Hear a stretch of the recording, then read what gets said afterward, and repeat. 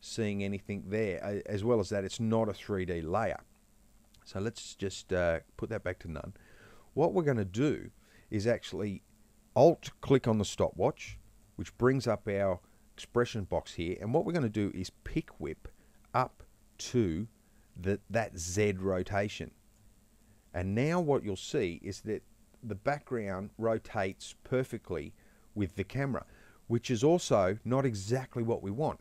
What we want is the background to rotate the opposite to the camera. And we can very easily do that by coming into that expression now and just go times -1. And that means any value that it takes from up here in the camera rotation.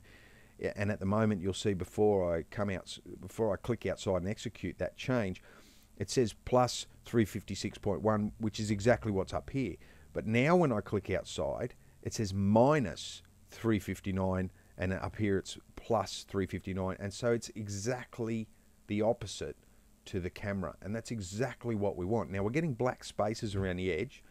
So let's go ahead and just scale that uniformly, just using the Shift key. I'm just going to scale it up uniformly and just check it to make sure we haven't got any black edges creeping in there.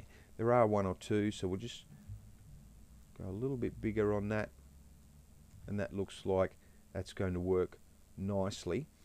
And what we can do is just work in a little bit of scale animation just to give the impression that we're getting a little bit closer to this massive cloud structure. And this is going to help sell the effect. So we're just going to hit S for scale, click on the stopwatch at frame 0, come through to the end frame, and just bring the scale of that uniformly just up a little bit, not too much. And you'll see now, as we're moving closer to it, it's just getting slightly larger. We can probably go a little bit more on it. That's it there.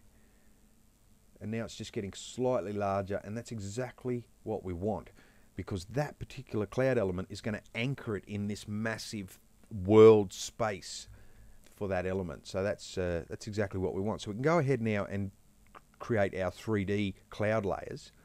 And we're going to do that with a 2 view. Just going to hit 2 views here, which brings up 2 views side by side.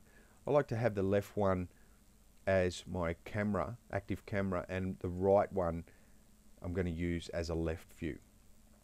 And we'll give ourselves a little bit of space here so we can see what we're doing. And remember that we're using this Cloud 3 layer. And what we're going to do is just slide our timeline through to around about 100, or make it about 75 frames. And you'll see back